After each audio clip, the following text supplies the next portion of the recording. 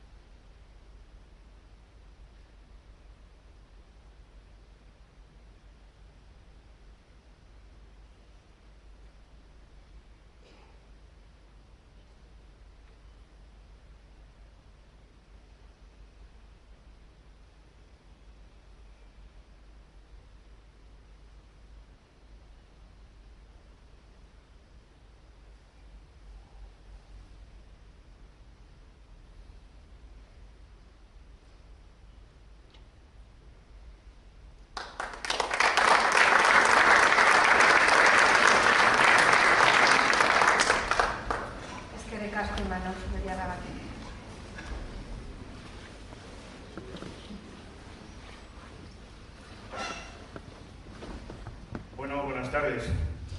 La historia está para recordarla, para aprender de ella y tomar nota tanto de los errores cometidos como de los aciertos.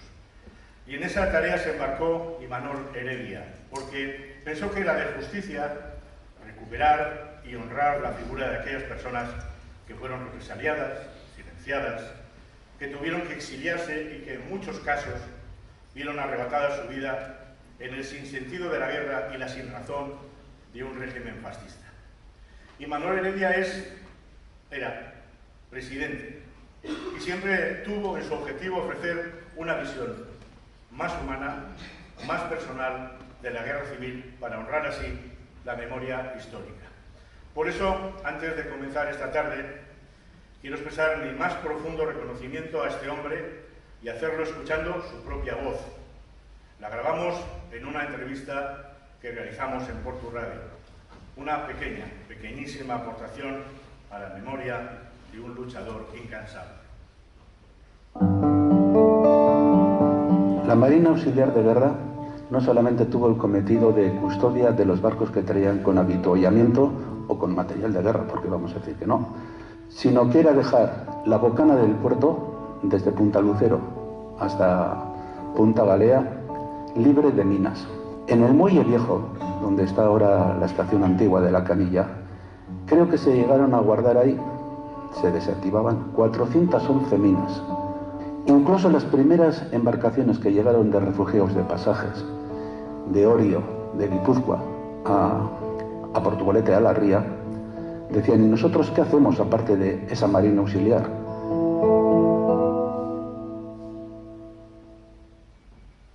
Su voz. Es que ricasco, Paco. Hoy tenemos el gusto de tener con nosotras y con nosotros a Francisco Javier Gandoy Aguirre, Paco para todo el mundo. Es una suerte, yo le conozco hace más de 48, no, 40 años, 40 años, más de 40 años, sí, más de 40, suena así, pero sí. Entonces, bueno, pues sé un poco de su trayectoria, pero le pedí que me lo pusiera por escrito porque soy incapaz de saberlo y tampoco de leerlo de memoria. Entonces, os voy a hacer una pequeña introducción. Entre 1975 y 1987 ha sido redactor-locutor de Radio Juventud de Bilbao, redactor-locutor de Radio Popular en Bilbao, delegado del Faro de Vigo en Euskadi, colaborador de la revista Primera Plana Ediciones Z, colaborador de la revista Teima, colaborador de Diario Hierro, colaborador de JMC Radio en Portugalete, director fundador de Onda 3 Radio en Portugalete, realizador de radioteatro para Radio Nacional de España, Radio 3. Entre 1987 y 2024 ha sido director de la cadena Rato en Bilbao, director de Onda Cero Baracaldo, director regional de Onda Cero en Euskadi, director de Onda Cero en Castro Urdiales, de Radio Sintonía Escuela de Radiodifusión, director de Radio Voz Bilbao, colaborador de Radio Euskadi, colaborador del Diario Deia, director general de XFM en Madrid, director de Punto Radio Galicia, director de programas y emisiones de Punto Radio, director regional de Punto Radio Galicia, director regional de Punto Radio Castilla-La Mancha, director comercial Grupo Kiss Advertings, director de emisoras asociadas de expansión de Kiss FM, Hit FM y Kiss Televisión, director de Portu Radio en Portugalete y jubilado.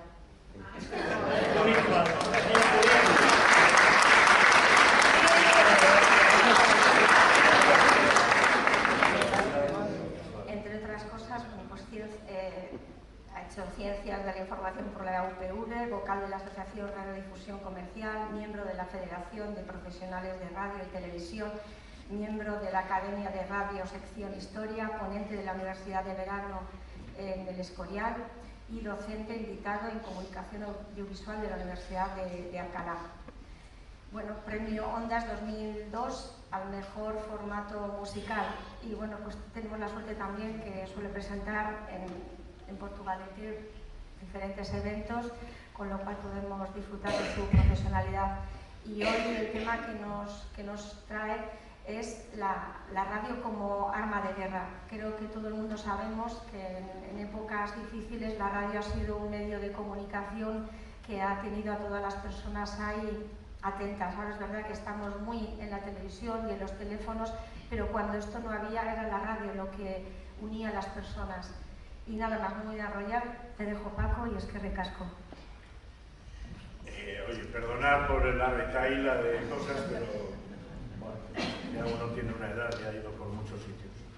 Bueno, antes de nada, agradeceros expresamente la deferencia que habéis tenido en acudir a esta convocatoria. A veces en nuestro día a día pues, no nos permite ir a un evento o a otro. Sé que hoy coincide con otro evento muy cerquita de aquí, pero agradecer también a Euroitus expresamente que haya programado esta charla, especialmente un día tan complicado como hoy, dedicada a la radio como arma de guerra, entre sus actividades, que son muchas a lo largo de todo el año. Y al Ayuntamiento, al área de Cultura, que alberga, como es evidente, alberga esta charla de hoy y que sin estas infraestructuras sería imposible dirigirme a vosotros. El recorrido que haré en esta charla acerca de la utilización de la radio como arma de guerra lo voy a comenzar con la invención de lo que se vino a llamar la telefonía sin hilos. Estamos hablando del año 1904 y lo voy a extender hasta la finalización de la Guerra Civil Española en 1939.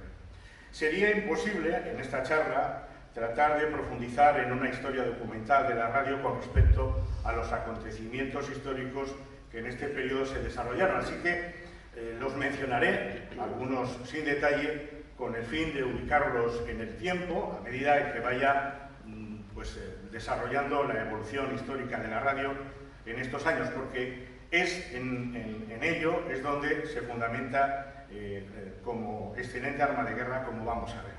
Bueno, si nos preguntasen quién inventó la radio, pues todos diríamos Marconi. Pero el verdadero inventor de la radio fue Nikola Tesla, aunque fue Marconi el que se presentó con la patente en 1904 y como consecuencia en 1909 Marconi recibió el Premio Nobel de Física por su contribución a la telegrafía sin hilos, que es como se llamaba a la radio al principio.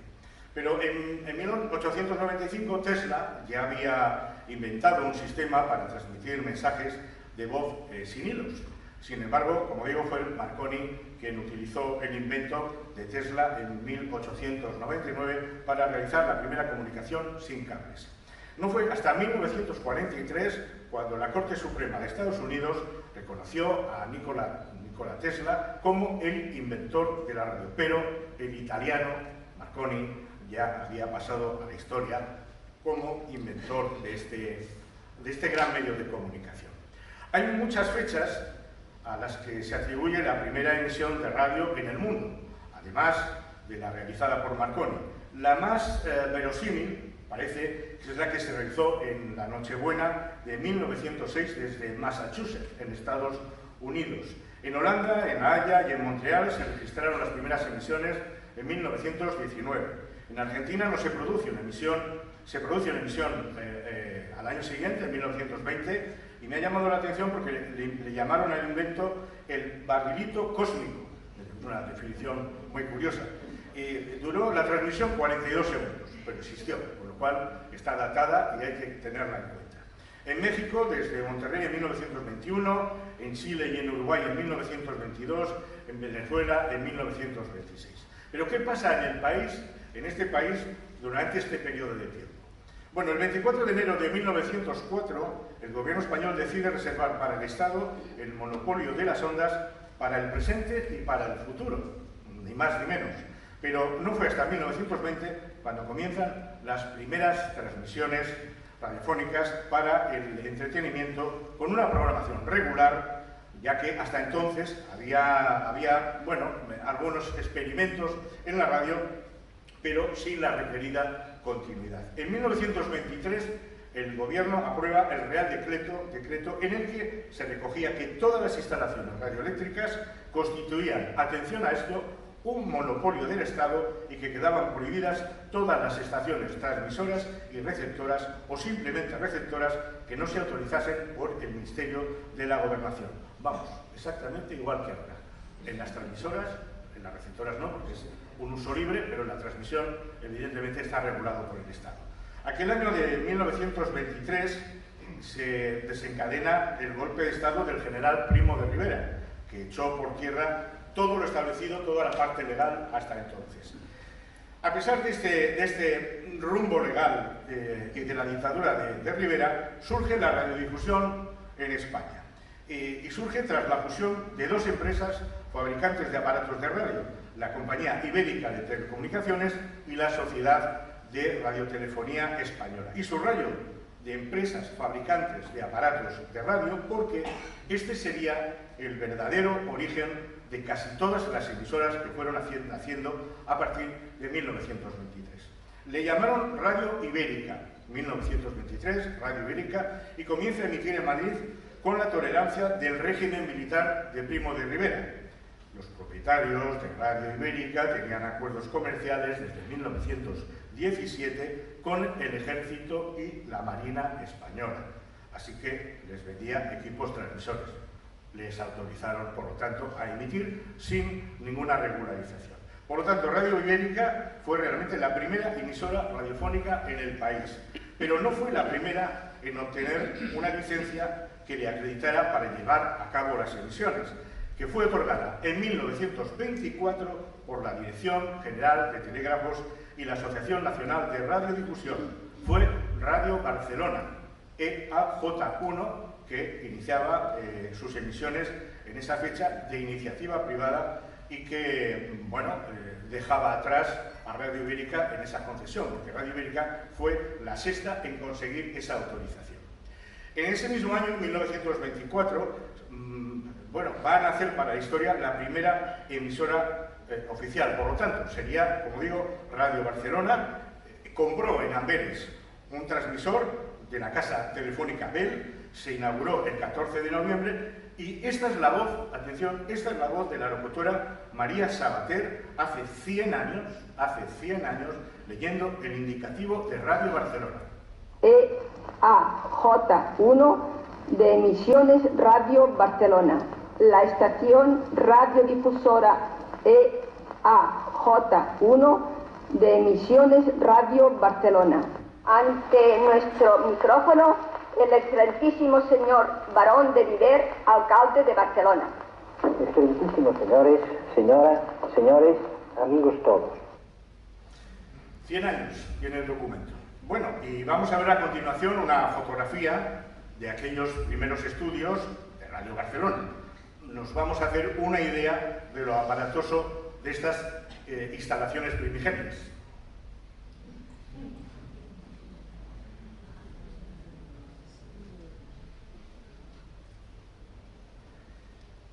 Dos años después, ya estamos en 1926, se produjeron dificultades económicas para sacar adelante este proyecto de Radio Barcelona, que llega a un acuerdo de cesión a Unión Radio. Actualmente Unión Radio es cadena SER. A raíz del acuerdo, una buena parte de los fundadores de Radio Barcelona se desligan y ponen en marcha en enero de 1930 Radio Asociació de Catalunya, que emitía con apenas 3 horas diarias de programación, toda en catalán. Utilizaron una emisora de segunda mano comprada a Unión Radio Sevilla, siendo las emisiones de carácter cultural, pero sin publicidad, lo que parece hoy bastante impensable. Y poco después de iniciarse la guerra, el 27 de julio del 36, la Generalitat incautó la emisora, siendo la encargada de emitir las proclamas desde el frente y los avisos de bombardeo. Fijaros, a través de la radio se avisaba de los bombardeos a la población civil. Volvió a emitir en 1982 y ahora la conocemos como RAC1 o RAC 105, RAC 105. Bueno, pues ambas emisoras, tanto Radio Barcelona como Radio Asociació, establecen una gran competencia, lo que desembarcó en que hubiera ahí pues un dime y direte en cuanto a publicidad, aunque era muy incipiente, pero era ya empezaba a ser una base de ingresos importante. Lo que funcionaba realmente era el club de los oyentes, donde los oyentes ponían dinero para poder financiar alguna de estas emisoras. Y hago un paréntesis para deciros que mencionaré en diversas ocasiones a Unión Radio, porque ya desde 1930 se constituye en la primera cadena de radio que hubo en el país. Hablo de cadena de radio, no de emisora. Por lo tanto, aglutinó a varias emisoras a base de absorber en los siguientes años a las primeras estaciones que habían empezado a emitir mediante un sistema de fusión, compra, cierre y que le otorgaron prácticamente el monopolio del sector en esas fechas. Estamos hablando del año 1931. En España hay muy pocas emisoras de radio en 1924, unas 8 en toda España. Y en este estado de cosas, los intereses de las empresas fabricantes de aparatos de radio, impulsaban iniciativas empresariales para que estos intereses económicos se desarrollasen. Creaban emisoras de radio para que la gente las escuchara y comprara aparatos. Por lo tanto, el origen de la radio en España es estrictamente mercantil. Y si no hay emisiones, no se venden aparatos receptores, que es donde reside el negocio. Así que había entonces que impulsar la radiodifusión.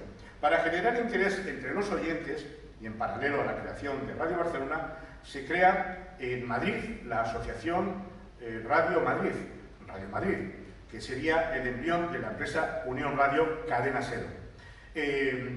Deciros que esta iniciativa en Madrid la forman Telefunken, Compañía General de Electricidad, Compañía Nacional de Telegrafía Sin Hilos, Marconi, se llamaba así, y cada una de estas empresas aportó 50.000 pesetas y acordaron la compra de una estación Marconi para ponerse a emitir. Por lo tanto, vemos aquí cómo el origen, una vez más, de una emisora de radio está directamente relacionado con los fabricantes de los aparatos.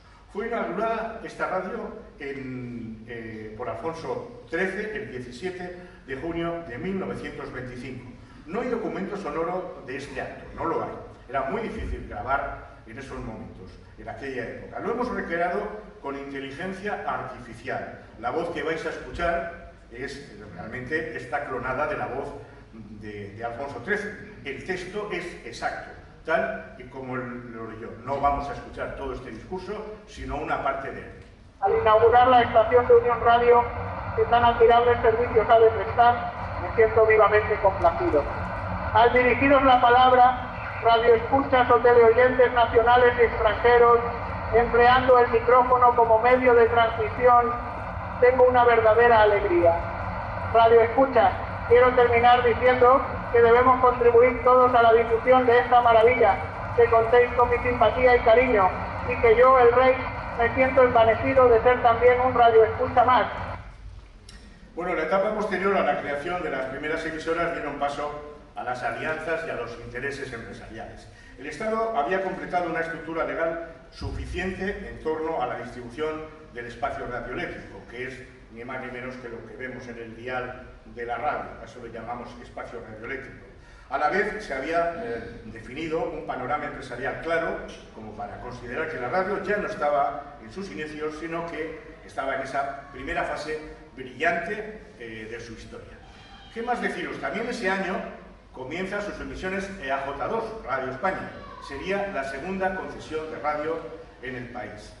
En el año 1925, por ejemplo, nace Radio Málaga, empiezan las emisiones de Radio Sevilla y Radio Valencia, Radio Asturias.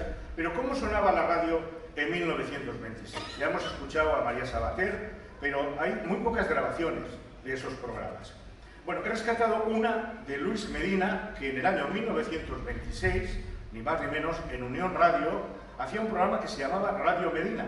Vamos a escucharle en una grabación de la época. Tiene un tono de humor el programa, el humor de hace 98 años, y así sabemos un poco más de cómo eran los programas de radio en la época. HIJKLMN 57, Radio Medina. Pérdida de cartera conteniendo un retrato de cuerpo entero, un certificado de mala conducta y unos apuntes para prender el vascuence por señas.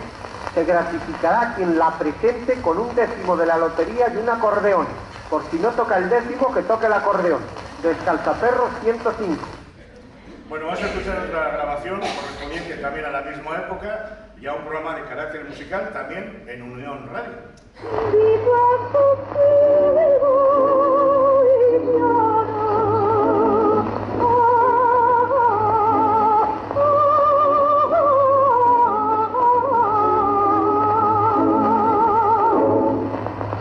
Unión Radio, Madrid. Han oído ustedes lo que no es mío, Fandanguillo de Salón, de Martín Gamero y Tetería. Bueno, el 28 de marzo del 39, Unión Radio sería tomada por las tropas franquistas, pronunciando Luis Medina, que hemos escuchado antes, unas palabras de despedida antes de ser condenado a muerte, pena que le fue conmutada por 30 años de cárcel, solo por hacer radio en el bando que según los sublevados no tocaba. Bien, las empresas de radio, o mejor, los empresarios, se dan cuenta de que el negocio les va bien con el entretenimiento. Y así, por ejemplo, el 8 de octubre de 1925 se retransmitía por primera vez una corrida de toros. Se programaban cursos de inglés y francés o retransmisiones de los festivales de la Cruz Roja. Y se emite la primera radionovela de la que se tiene noticia, Las aventuras de un parisien en Madrid. Y llegan las retransmisiones de fútbol, cómo no, en 1927 con un Zaragoza Real Madrid, claro, que emitió Unión Radio por sus emisoras. Más de una docena en todo el estado. Mirad esta foto de un locutor en plena retransmisión.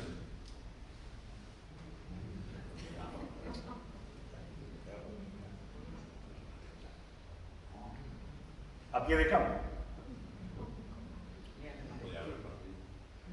Bueno, pues comienza la década de los años 30 con una nueva preocupación para las emisoras, que son los oyentes.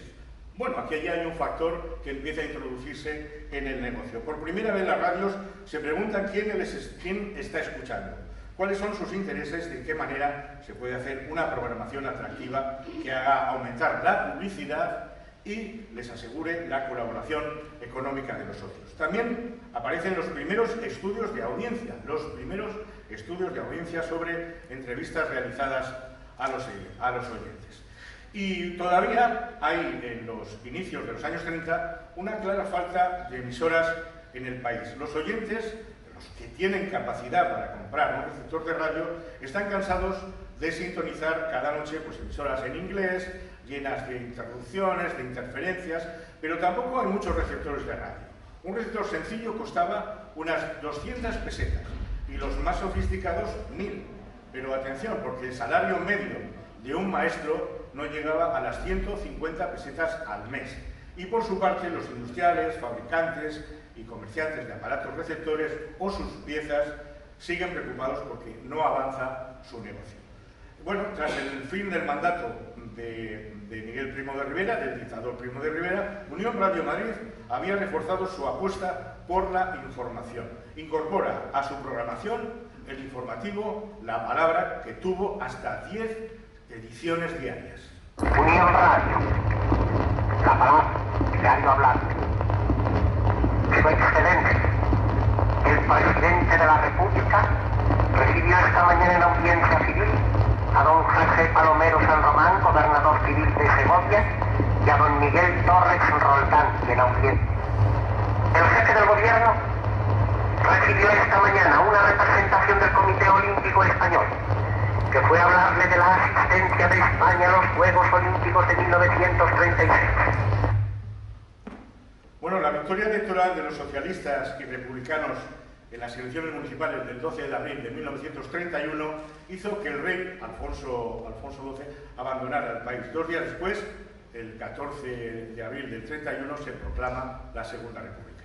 Esa proclamación la hizo el presidente del gobierno provisional, Niceto Alcalá Zamora, desde la Puerta del Sol, ante un micrófono, como no, de Unión Radio.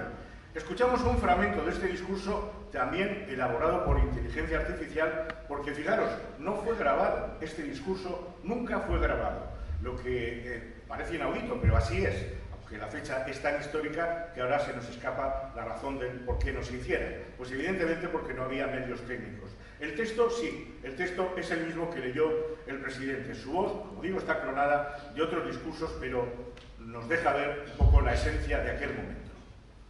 Nuestra autoridad solo puede existir con vuestro apoyo. Seguir unidos sin alborotos en las calles y respetad el derecho de todos.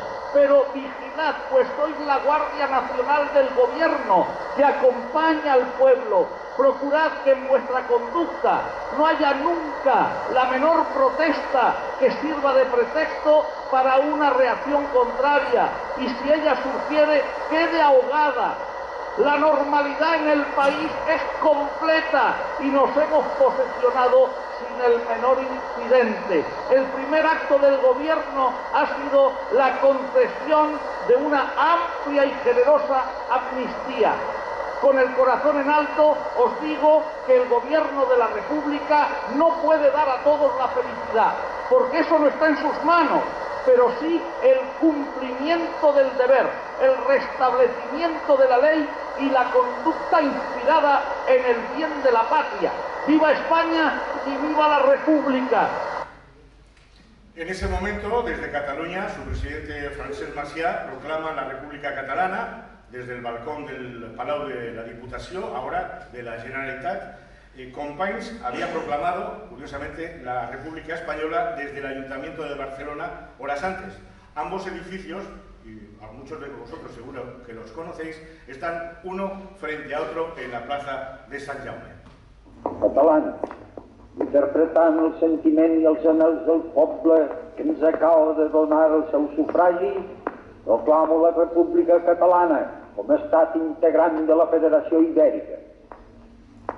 D'acord amb el president de la República Federal Espanyola, senyor Nicet Alcalá Zamora, amb el qual hem ratificat els acords presos en el Pacte de Sant Sebastià, em faig càrrec provisionalment de les funcions de president del govern de Catalunya, esperant que el poble espanyol i el català expressaran quina és en aquests moments llur voluntat.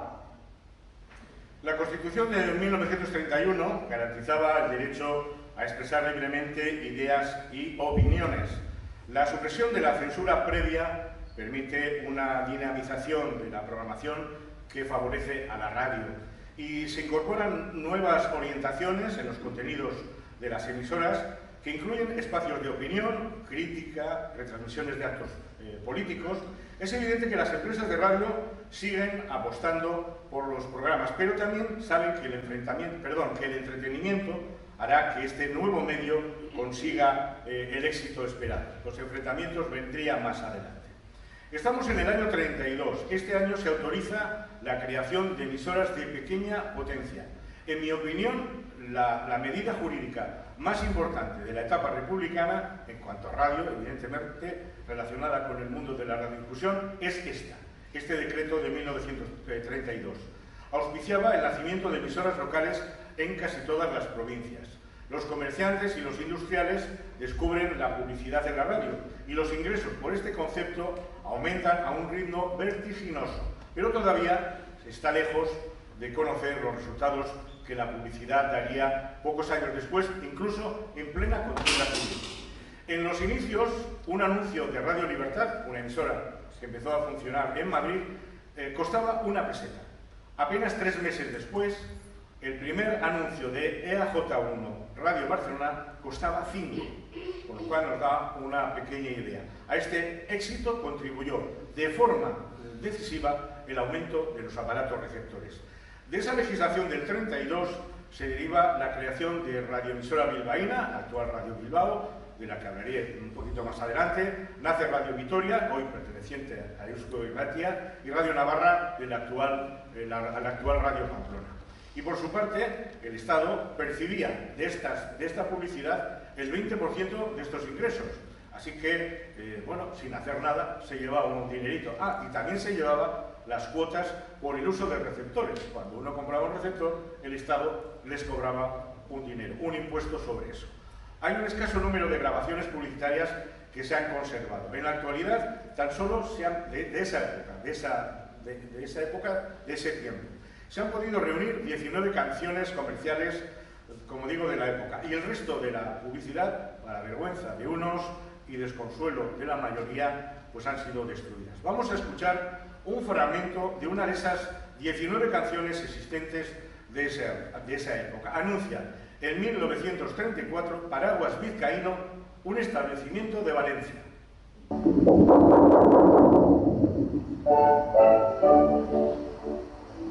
Deje que la tape, cierre su paraguas.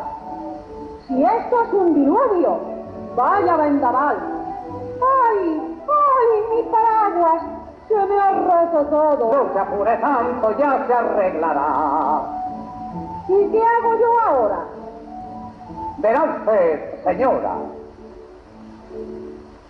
Vamos a la casa de ese vizcaíno, donde se fabrica lo más nuevo y fino. Y aunque su paraguas nada valga ya, también vizcaíno se lo arreglará. Pero esa casa estará lejos. En el centro de Valencia, señora. Barcelonina 4. Venga, venga, la acompañaré. Otro del año 1938, anunciando un somier que se llamaba Numancia. Es lo que el potentado precisa el trabajador, tener su garamado lecho con amor. Quien duerme en somier Numancia será dichoso.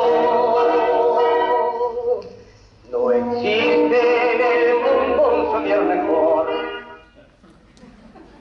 Bueno, tras la celebración de las elecciones generales de noviembre de 1933, que supusieron el descalabro para las izquierdas, el país vive un tiempo de convulsión, uno más, y la radio lo refleja en sus emisiones. Ante esta situación, el gobierno promulga en enero de ese año la orden que vuelve a prohibir toda radiación de palabras, frases o comentarios ajenos a los programas establecidos, ordenándose la inmediata clausura de la emisora que radiara noticias políticas no autorizadas. Meses más tarde, y antes de los sucesos de la denominada Revolución de Octubre de 1934, el presidente de la República, Ricardo Semper, sanciona los 8 artículos de la Ley de Radiodifusión y consagra a la radio como servicio público. Este es un paso importantísimo en la parte legal del desarrollo de la radio, porque exactamente marcaría mucho lo que sucedería en los próximos años. Los primeros días de octubre de ese año entra en crisis el gabinete Samper y Lerroux es llamado a formar gobierno. El nuevo gabinete queda constituido el día 4, incorporándose a él 3 miembros de la CEDA, que es la coalición de derechas liderada por Gil Robles. La entrada de los ministros cedistas impulsó un movimiento huelguístico entre los días 5 y 19 de octubre que se denominó la Revolución de Octubre del 34, cuyos puntos centrales fueron Asturias, Cataluña y Euskadi. Durante estos días, la radio jugó un papel extraordinario como vehículo de información, máxime cuando la huelga alcanzó a los periódicos. Bueno, pues se sucedieron las intervenciones del ministro de la Gobernación para informar sobre la evolución de la represión del movimiento revolucionario. Durante esos días, Companys, por entonces presidente de la Generalitat, declara el Estado catalán de la República Federal Española en la noche del 6 de octubre. Fue detenido y encarcelado 10 horas después por el ejército que acababa con la insurrección en Cataluña. Esta es su voz en Radio Asociación proclamando el Estado catalán.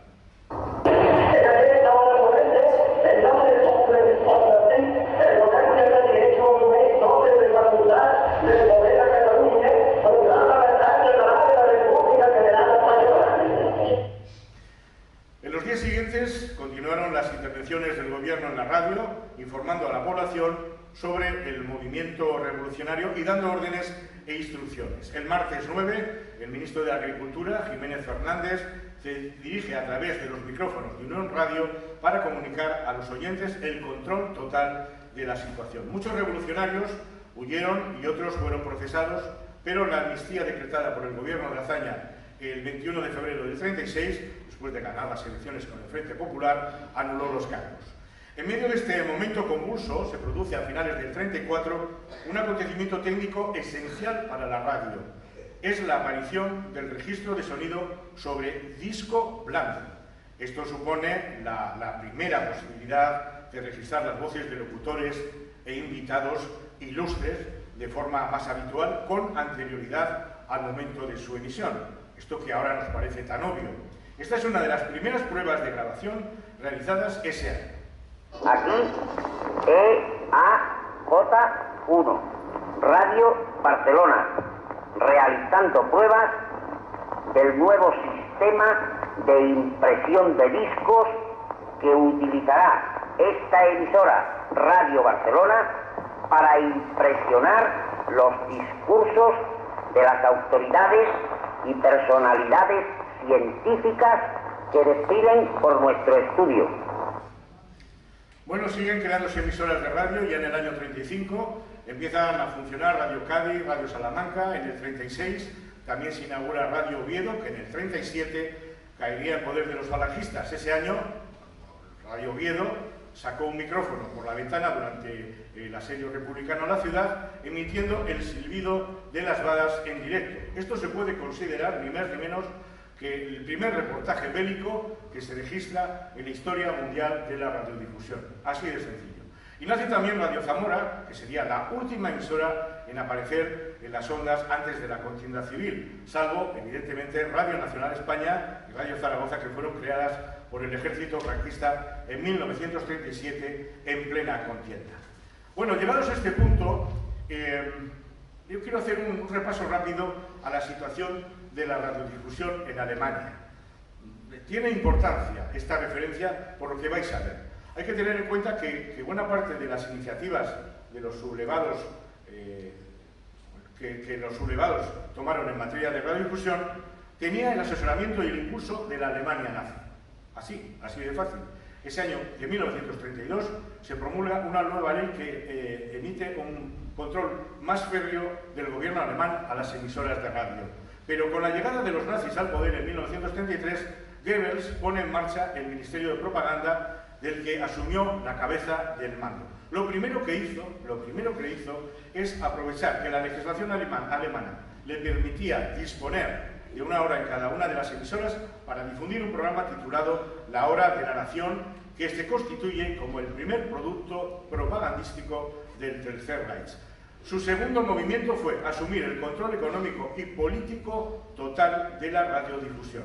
Ese año del 33, todas las emisoras alemanas dependerían ya del Ministerio de Propaganda. Contribuyó a este sistema de funcionamiento pues, la existencia de un elevado número de aparatos receptores. Un dato, por ejemplo, en el año 36 ya hay en Alemania 7,5 millones de receptores, lo que implica una audiencia potencial de 25 millones de personas.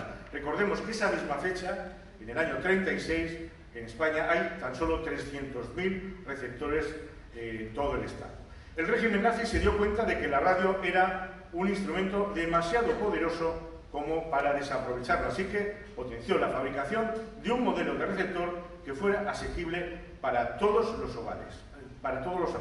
Aquí lo veis.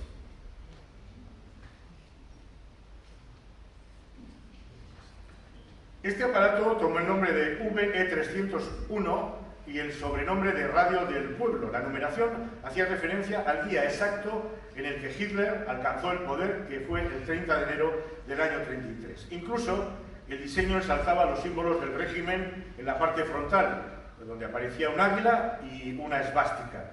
De esta manera, Goebbels consiguió que la voz de Hitler llegara a todas las casas de Alemania y con ella sus mensajes. Y más tarde llegaría un modelo todavía más barato, el DKE38.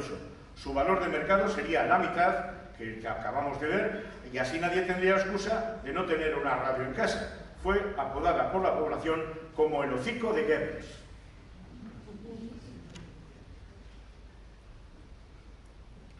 Estos aparatos, los dos, tenían una característica. A través de ellos solo se podían escuchar las emisoras locales que estaban repletas de mensajes del régimen. En el momento de la venta, todos ellos venían acompañados de una indicación. Piensen esto, escuchar emisoras extranjeras es un crimen contra la seguridad nacional y contra nuestro pueblo.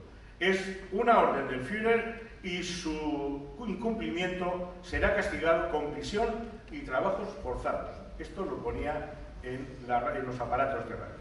Bueno, esta advertencia se debía a que muchas personas aprovechaban la noche para escuchar radios de otros lugares de Europa en receptores de radio que hasta hace muy poco habían formado parte de las familias alemanas y que ahora, por no ser entregados a las autoridades nazis, serían considerados como receptores clandestinos. Aparatos como este que estáis viendo a la derecha, aparatos como este, era un receptor clandestino. Este es un aparato Telefunken Marshall 642 WLK de onda larga y onda corta, fabricado en Alemania en el año 1932 y poco antes de que los nazis introdujeran la prohibición de fabricar receptores de radio que pudieran recibir emisoras procedentes de otros países. Más adelante os hablaré de este otro que tenéis ahí a la izquierda. A los nazis solo les quedaba experimentar con la radio en tiempo de guerra y esa oportunidad iba a llegar muy pronto con la radio, con la guerra española. Pero, ¿qué pasa más cerca de nosotros? ¿Cuál es la evolución de la radio en Vizcaya durante todo este tiempo?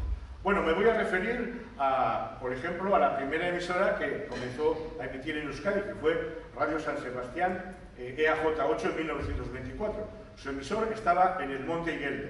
En Vizcaya los más adinerados ya disponían ese año de los primeros aparatos de radio, pero para escuchar las emisoras británicas o francesas. Circulaba en las publicaciones de prensa, y estoy hablando ya de Vizcaya, insisto, había un rumor de que próximamente existiría la apertura de 3 emisoras en la capital vizcaína. Y así fue. Las primeras emisiones en Vizcaya las realiza Radio Club Vizcaya, recibe la licencia de emisión en el año 1925, instala sus estudios en el Hotel Carlton y empieza pues, a emitir con regularidad de 7 a 9 de la noche. Esta es una característica de casi todas las emisoras en aquella época, su emisión nocturna. La educación, la literatura, el arte, la ciencia fueron, en principio, los contenidos de esa programación. Sin embargo, todos estos fines culturales chocaron con la poca calidad de la emisora debido a los pobres medios técnicos con los que contaba. El nacimiento en septiembre, ese mismo año, de Radio Vizcaya, pues no le trajo más que problemas a Radio Club Vizcaya. La publicidad no iba en aumento, con lo que la crisis económica se apoderó de esta emisora. Al final era adquirida por el potente grupo Unión Radio, que cambió el nombre por el de Unión Radio Bilbao, la Radio Club Vizcaya lo llamó Unión Radio Bilbao. Cerró la emisora y nunca más la volvió a abrir. Bueno, entonces, como digo, nace Radio Vizcaya en septiembre del 25 y tras un largo periodo de pruebas se inaugura la estación EAJ11 Radio Vizcaya, que pasó, pues sin pena ni gloria, también porque las razones económicas también la tumbaron. El promotor de la misma fue Armando Otero, que fue el padre de Blas de Otero, que fue un hombre de talante liberal que acrecentó su fortuna con el comercio de metales en la Primera Guerra Mundial. Y aunque era la empresa madrileña, aunque realmente la empresa madrileña, leo el nombre de ella, la Compañía Ibérica de Telecomunicación, quien estaba detrás de la implantación de Radio Vizcaya. Y desaparece. Tras esta desaparición de EAJ8 y EAJ11 Bilbao, pues pasan 5 años sin que los bilbaínos tengan ninguna posibilidad de escuchar ninguna emisora de radio. Hasta que nace el 31 de octubre de 1933 EAJ28 con el nombre de Radioemisión Bilbaína, con una participación de conocidos comerciantes bilbaínos que pusieron el dinero para iniciar estas emisiones. La inauguración consistió en un acto, esto es muy curioso, en un acto social en el Hotel Carlton, donde se oyeron las palabras en directo desde Madrid del entonces presidente interino de la República, Diego Martínez Barrio. Y justo cuando el alcalde Ernesto Ercoreca se disponía a dar las gracias al jefe de gobierno, al que acaban de escuchar, no se escuchó nada en la ciudad porque la emisora dejó de funcionar. Cosas del directo. Y vemos una fotografía de dos locutores de la época, esta nos la ha facilitado el correo, en un estudio de radio que, bueno, yo creo reconocer que es el del Hotel Carlton.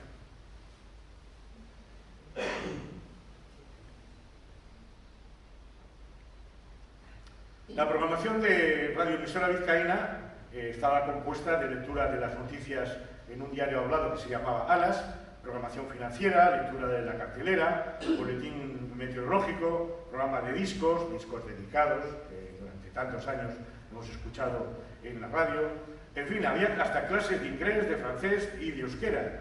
Y lo último que hacían por la noche era un diario hablado. Radiaron, por ejemplo, la salida del barco Habana desde Santurchi en junio del 37 con destino al puerto francés de Pauillac. Y vamos a ver estos equipos, efectivamente, de emisión de radioemisora bilbaína.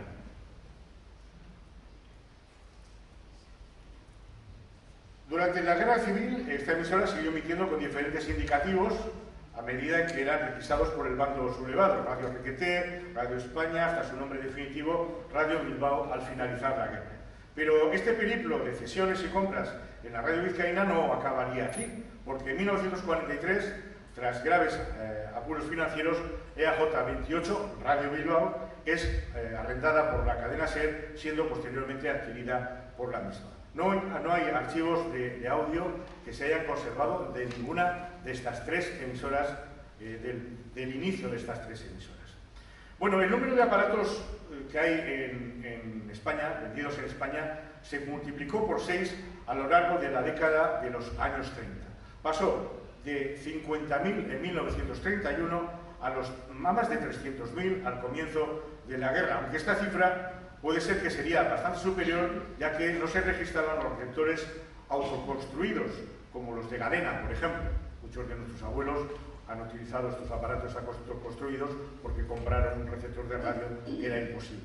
Aún así, la media nacional no alcanzaba los 2 receptores de radio por cada 1000 habitantes. La mayor parte de su programación era musical, aunque los gustos del público pues, se inclinaban por la canción andaluza, la zarzuela. En fin, la música es interpretada en vivo, en el estudio, con la orquesta, aunque cada vez se radia más música grabada y desde que evidentemente se pueden empezar a grabar estas actuaciones. Pero la mayoría de los aparatos receptores son regenerativos. ¿Qué es esto? Pues es un tipo de válvula para recibir señales de radio, pero son muy inestables en la recepción y necesitan frecuentes retoques durante la audición. Y como su selectividad no es muy buena, pues será frecuente escuchar 2 emisoras al mismo tiempo. El receptor de radio también fue un reflejo de las clases sociales españolas. Las clases populares, con gran penuria y analfabetismo, y también con hambre, directamente no tenían aparato de radio. Como digo, a lo sumo alguna radio de galera fácil de construir, pero carecían de amplificación, porque solo una sola persona podía escuchar los programas mediante auriculares. Se utilizaba de antena pues un grifo o una cañería y hasta los muelles de la cama hacían de excelente antena. Bueno, vamos a ver aquí una radio de galera autoconstruida, aunque atención porque este prototipo es demasiado sofisticado para lo que en realidad disponía la población.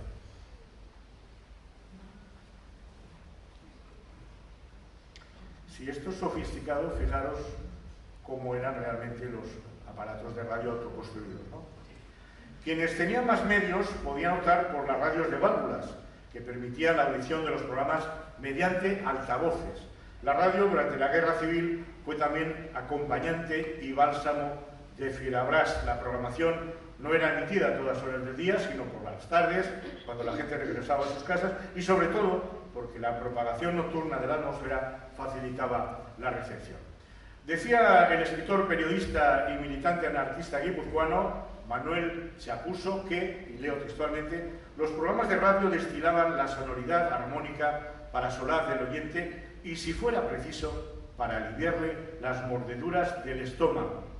A falta de pan, de garbanzos mexicanos y de las píldoras del doctor Negrín, buenas debían ser las ondas. Aclaro que se llamaban píldoras del doctor Negrín a las lentejas. Y además del receptor alemán que ya he comentado, tengo en la mesa ese receptor que veis aquí, es un receptor estadounidense, super heterodino, de 6 válvulas, de la marca Adwecker Ken, que es un modelo fabricado en Filadelfia en 1932. Está considerado en la época como de alta gama y podía ser visto en domicilios y lugares de alto poder adquisitivo. El sistema super heterodino mejoraba, estabilizaba la recepción de las señales de radio y además facilitaba el altavoz para que lo escuchara más gente. Bueno, y haciendo una introducción al papel de la radio en la Guerra Civil Española, sin duda hay que establecer que fue la primera vez en la historia en la que la radio se constituye en un arma de guerra, porque se convirtió en uno de los más importantes instrumentos de propaganda que intentaron utilizar a fondo los dos contendientes. Además de las batallas propias de la contienda, se produjo la batalla de las ondas. Fue una gran arma de guerra psicológica. Su peso se dispararía poco después en la Segunda Guerra Mundial. Lo ocurrido en España fue un ensayo para este gran conflicto mundial. La radio es un arma terrible en manos de quienes sepan hacer uso de ella. Esto lo dijo, con propias palabras, el propio Adolfo Hitler. Y como hemos visto, la radio en el mundo no empezó a tener importancia hasta los años 20 del siglo pasado, pero ello no jugó ningún papel en la Primera Guerra Mundial, tampoco en las guerras localizadas en años posteriores a la Primera Guerra Mundial, por ejemplo, la de los rojos y blancos en la URSS, entre Bolivia y Paraguay, o en en Abisinia, la antigua Etiopía, que fue invadida en 1935 por Mussolini. En fin, la radiodifusión española tenía solo 13 años de edad en 1936.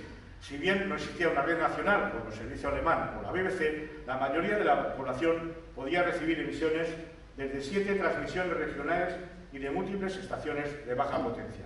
La radiodifusión española en ese tiempo bélico, está impregnada de la ideología política ya existente en la vida cotidiana. La radio tenía ventajas sobre la prensa escrita. Una de ellas es que no tenía el problema de la falta de papel ni los problemas de distribución que en el periodo de guerra pues no eran pocos. Bueno, otra de las características era la influencia de la información propaganda dirigida a los ciudadanos del propio territorio que controlaban.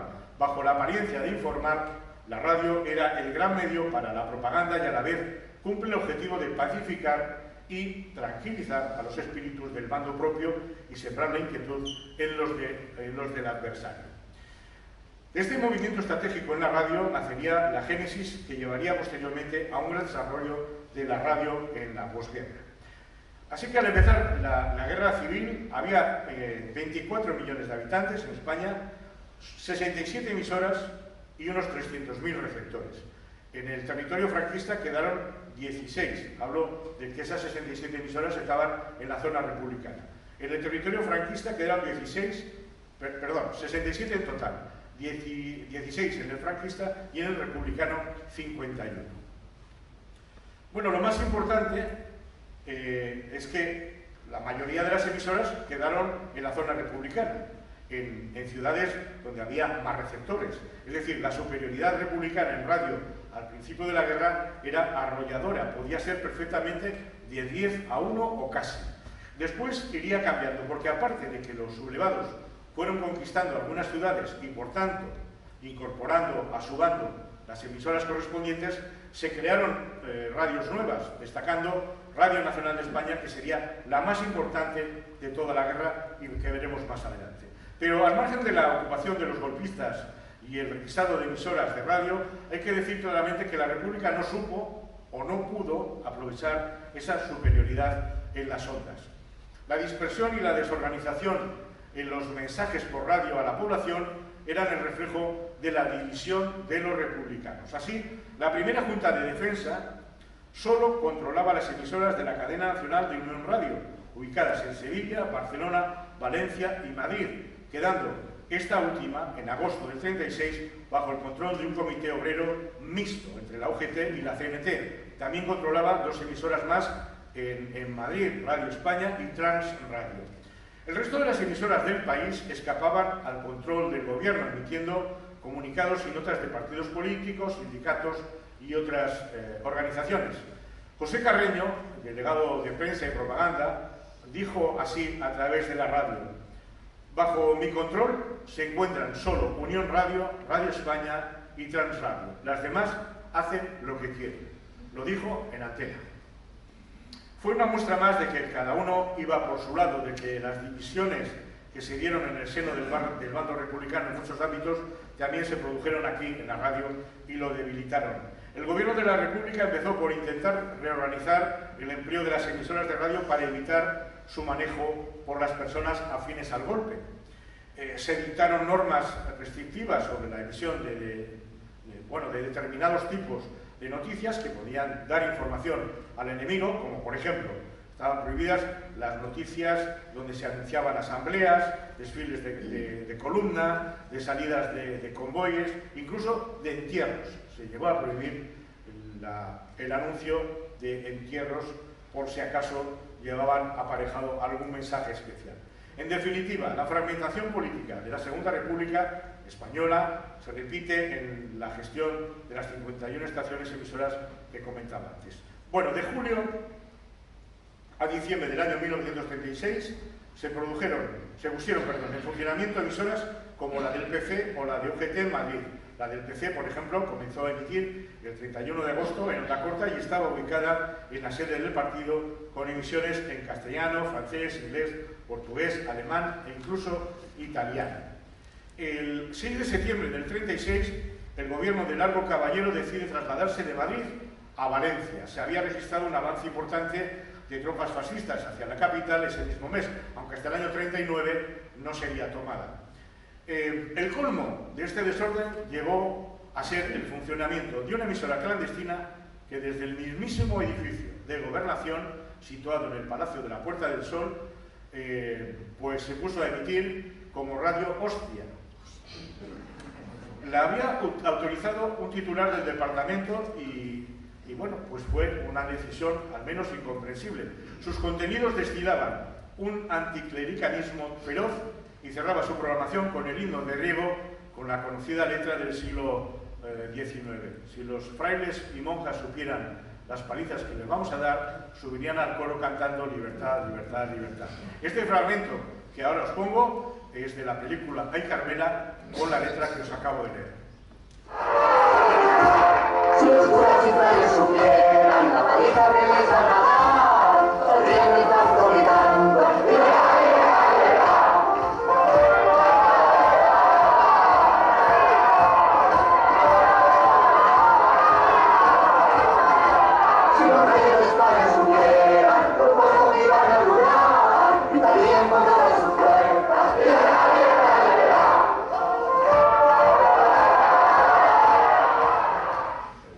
Cataluña, sin embargo, el movimiento de control fue inmediato. El 29 de julio del 36, el presidente Companys, después de la experiencia en los hechos de octubre del 34, decretó inmediatamente la apropiación por parte de la Generalitat de Radio Barcelona y Radio Associació.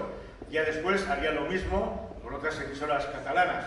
Más tarde revertiría la propiedad manteniendo el control de esas emisoras, digamos que por si acaso. Esta medida no eliminó del todo, se eliminó del todo, pero apaciguó por lo menos el desenfreno informativo del bando republicano.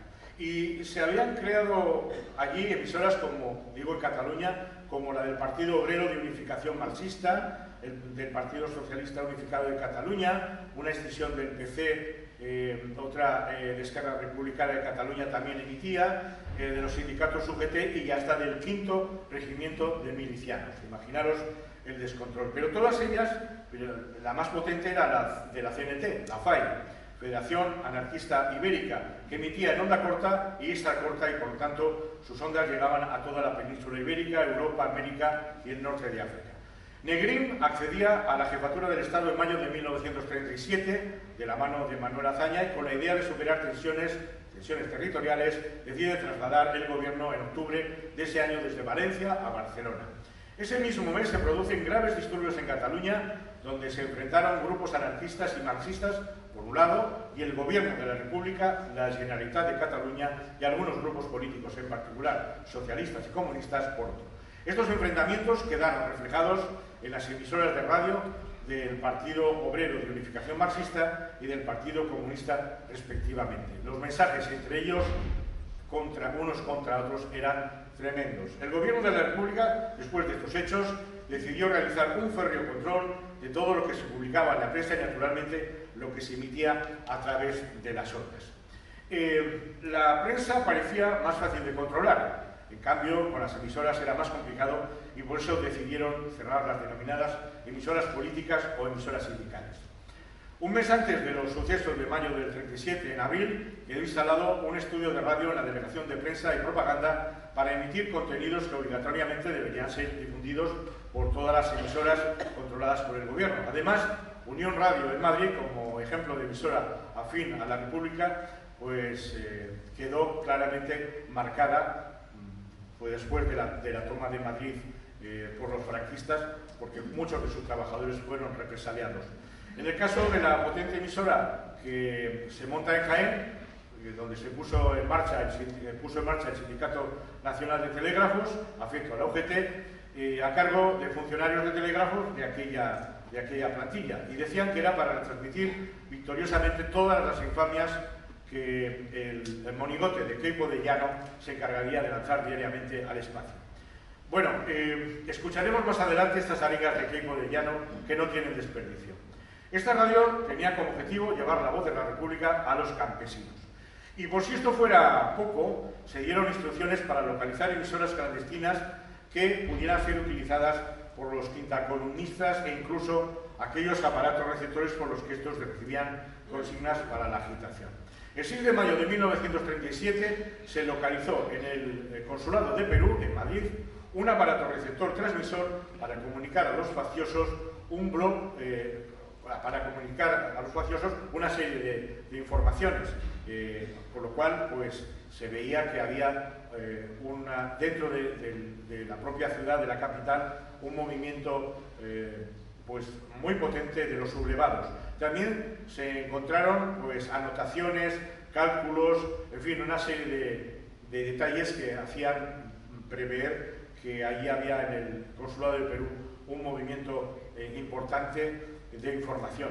Eran muy usuales las emisoras de radio escondidas en los domicilios, por ejemplo, y mientras tanto el ejército sublevado sigue creando nuevas redes de radiodifusión basadas en estaciones de baja potencia en algunas ciudades y en algunos equipos de radioaficionados. Hay constancia documental del material de radio suministrado por los nazis a Francia, a Franco, para el montaje de las estaciones radiofónicas y equipos de radiogonometría portátiles. Estos son unos aparatos importantes para localizar estaciones emisoras enemigas.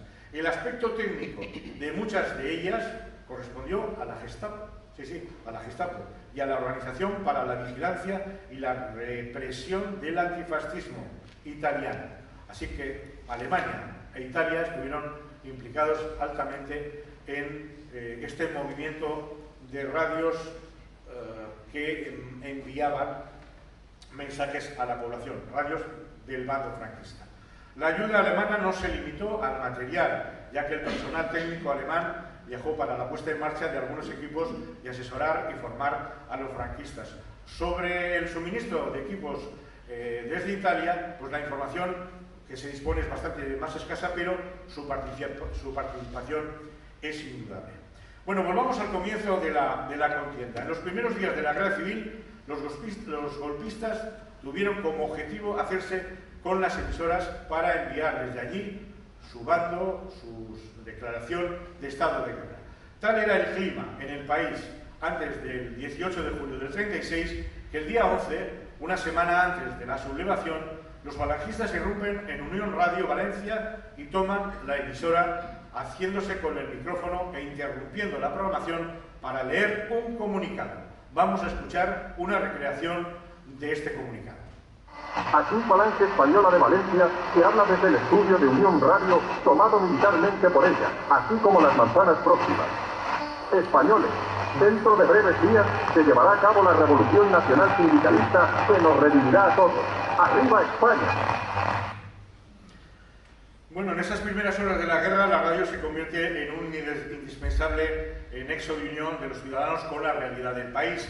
Hubo radios que se sumaron desde el principio a la sublevación, principalmente en Canarias y en el norte de África, EAJ46, Radio Ceuta, Radio Melilla y varias estaciones de la red militar permanente del norte de África. Además, se registran emisoras al ocupar poblaciones, como es el caso de Radio Tenerife o Radio Las Palmas, emisora esta última por donde se leería a las 6 de la mañana el manifiesto de promulgación del estado de guerra redactado por Franco en Tenerife. Franco nunca lo leyó, a pesar de que algunas informaciones así lo afirmaron.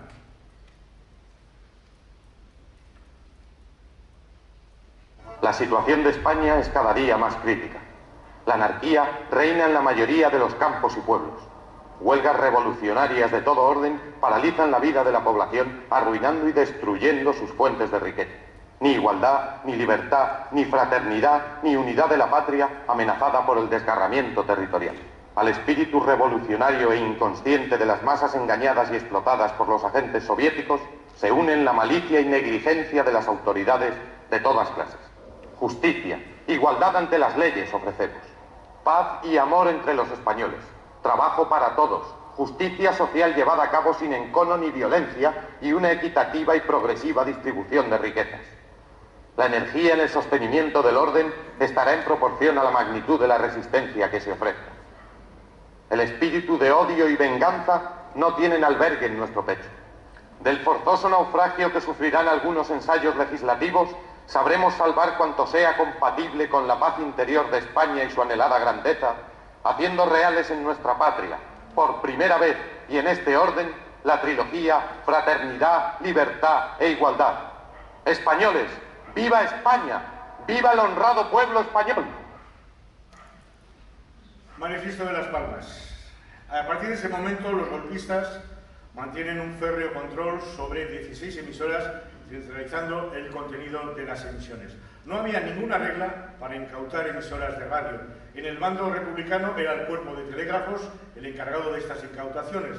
En el bando de los sublevados, las emisoras se entregaban a los requetés o a Falange, rebautizadas después de la guerra como Radio Requeté de tal sitio, Radio España de tal sitio. El gobierno emite cada media hora, el gobierno republicano, que emite cada media hora comunicados trasladando a los ciudadanos una situación de normalidad. Este es el primer mensaje por radio tras conocer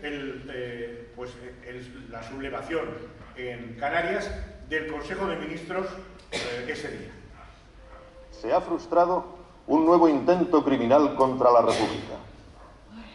Una parte del ejército que representa a España en Marruecos se ha levantado en armas contra la República, sublevándose contra la patria propia y realizando un acto vergonzoso y criminal de rebelión contra el poder legítimamente constituido. El gobierno, declara que el movimiento está exclusivamente circunscrito a determinadas ciudades de la zona del protectorado y que nadie, absolutamente nadie, se ha sumado en la península a este empeño absurdo. En estos momentos, las fuerzas de tierra, mar y aire de la República, que salvo la triste excepción señalada, permanecen fieles al cumplimiento del deber, se dirigen contra los sediciosos para rechazar, con inflexible energía, un movimiento insensato y vergonzoso. El Gobierno de la República domina la situación y afirma que no ha de tardar en anunciar a la opinión pública que se ha restablecido la normalidad. Voy a decir a mi técnico que vamos a la página 26 directamente y recordemos algunos de los mensajes radiofónicos relevantes en los dos bandos. En los primeros días de la sublevación, el presidente de la Generalitat, Lluís Companys, hizo trasladar a su despacho en Barcelona al general sublevado Manuel Godet y le forzó a hablar por los micrófonos ordenando que se rindieran los militares sublevados que seguían luchando. La suerte me ha sido adversa y yo he quedado prisionero. Por lo tanto, si queréis evitar que continúe el derramamiento de sangre, los soldados que me acompañabais quedáis libres de todo compromiso. Poco antes de que sonaran las 9 de la noche del 18 de julio del 36, el general Queipo de Llano, Gonzalo Queipo de Llano, que acababa de convertirse en el comandante militar rebelde en el sur del país, se sentó detrás del micrófono de Unión Radio Sevilla para dar el primero de los que sería una serie de casi 600 espeluznantes discursos de 15 a 20 minutos. Este es el sonido de aquel primer discurso. ¡Soldados rojos! ¡Dejad las armas!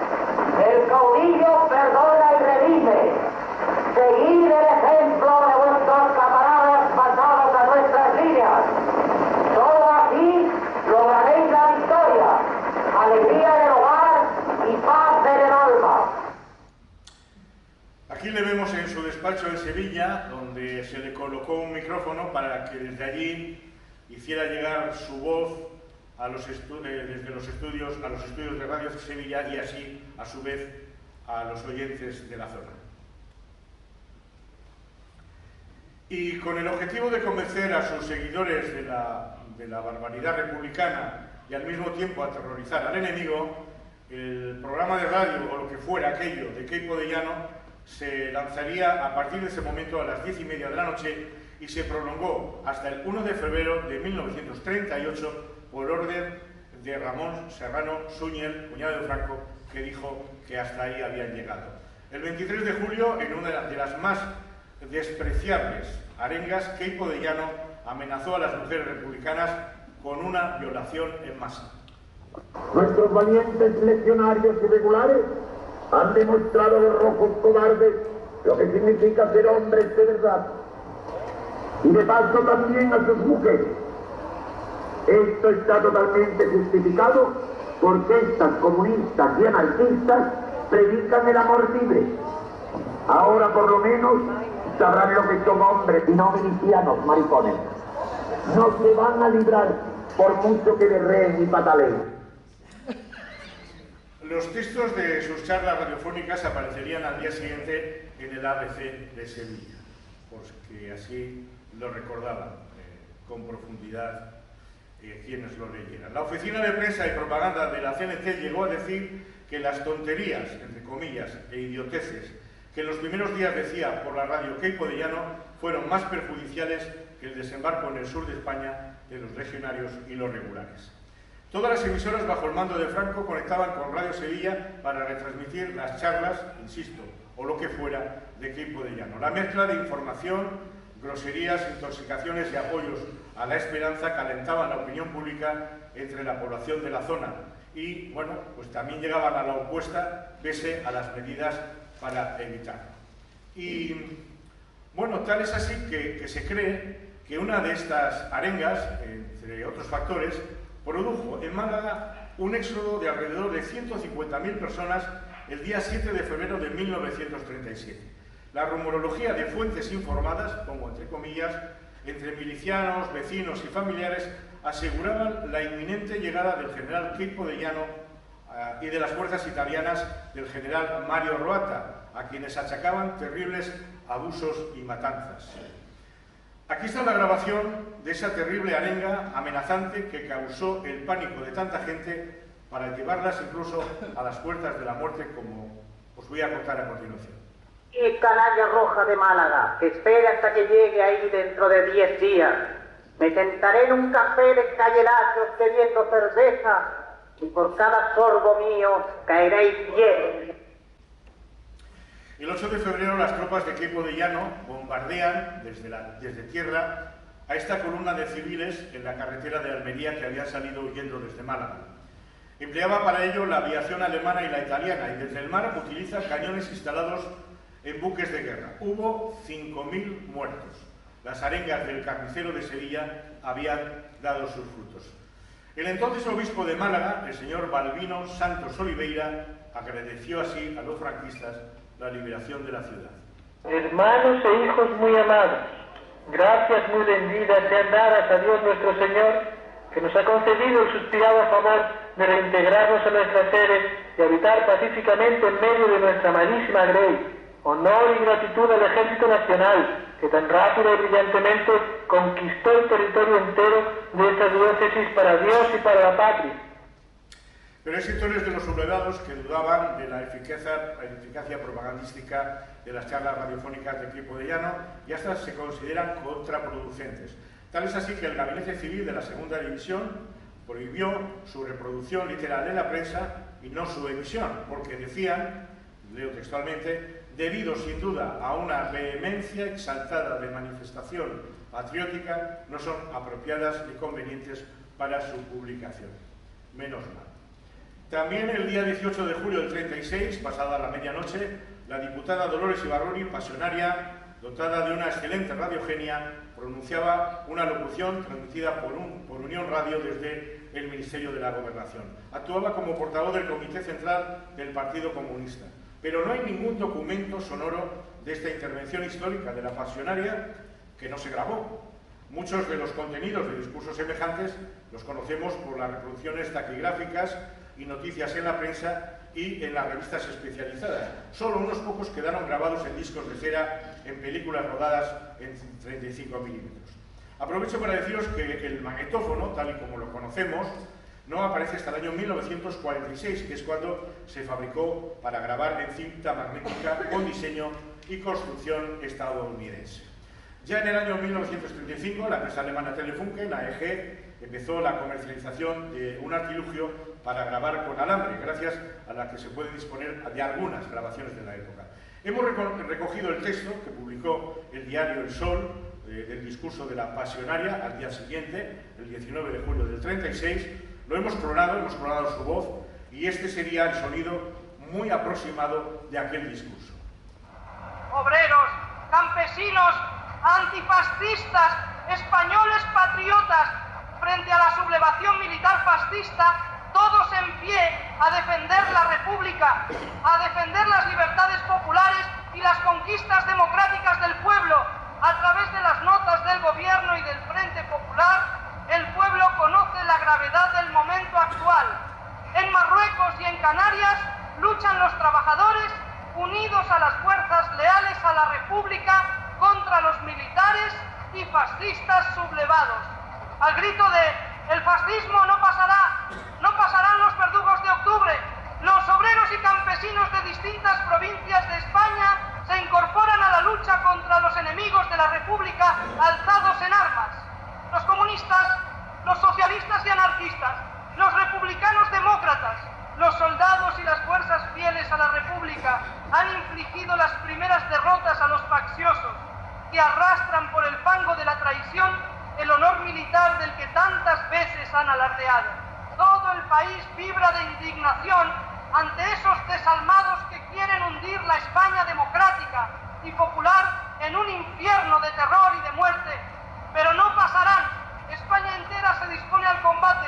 En Madrid, el pueblo está en la calle, apoyando al gobierno y estimulándole con su decisión y espíritu de lucha para que llegue hasta el fin en el aplastamiento de los militares y fascistas sublevados. Jóvenes, preparaos para la pelea. Mujeres, heroicas mujeres del pueblo, acordaos del heroísmo de las mujeres asturianas en 1934. Luchad también vosotras al lado de los hombres para defender la vida y la libertad de vuestros hijos, que el fascismo amenaza. Soldados, hijos del pueblo, manteneos fieles al gobierno de la República, luchad al lado de los trabajadores, al lado de las fuerzas del Frente Popular, junto a vuestros padres, vuestros hermanos y compañeros. Luchad por la España del 16 de febrero, luchad por la República, ayudadlos a triunfar, trabajadores de todas las tendencias. El gobierno pone en nuestras manos las armas para que salvemos a España y al pueblo del horror y de la vergüenza que significaría el triunfo de los sangrientos verdugos de octubre. Que nadie vacile, todos dispuestos para la acción. Cada obrero, cada antifascista debe considerarse un soldado en armas. Pueblos de Cataluña, Vasconia y Galicia, españoles todos, a defender la República Democrática, a consolidar la victoria lograda por el pueblo el 16 de febrero. El Partido Comunista os llama a la lucha, os llama especialmente a vosotros, obreros, campesinos, intelectuales, a ocupar un puesto en el combate para aplastar definitivamente a los enemigos de la República y de las libertades populares. ¡Viva el Frente Popular! ¡Viva la unión de todos los antifascistas! ¡Viva la República del Pueblo! ¡Los fascistas no pasarán! ¡No pasarán! Bueno, pues es un discurso histórico que nunca se grabó. Hemos tenido la oportunidad de escucharlo en la voz de Dolores Ibarroni. La verdad es que la inteligencia artificial nos juega estas malas pasadas, porque escuchar a la pasionaria después de tantos años donde su voz en este discurso nunca se había oído, la verdad es que da un poquito de pudor. Pero quería traeros este documento porque realmente tiene una fuerza impresionante. El 18 de julio fue sábado y tras la noticia de la sublevación de Franco, proclamando el estado de guerra, Radio España de Madrid y Unión Radio Madrid difundieron un comunicado del Comité de Vigilancia del Frente Popular. El gobierno del Frente Popular se ha reunido con carácter urgente a fin de examinar la situación creada por el alzamiento del ejército marroquí.